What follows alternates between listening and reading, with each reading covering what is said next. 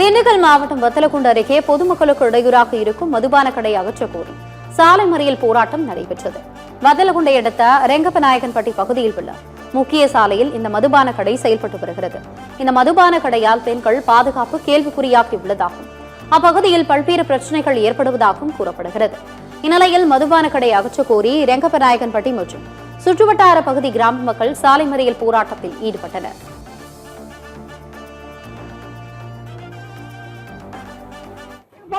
பூராமே அவங்க பொம்பளை தனியா தான் இருக்காங்க சார்.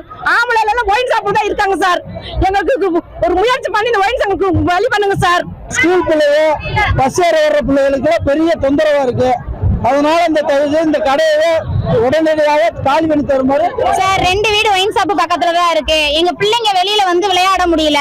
ஒயின் ஷாப் ஃபுல்லா வண்டியா நிப்பாட்டி வச்சுக்கிறாங்க. எங்க அண்ணன் இப்ப 2 மாசம் தான் ஆகுது. எங்க அண்ணன் ஒயின் ஷாப்லயே குடிச்சு இறந்து போயிட்டாங்க.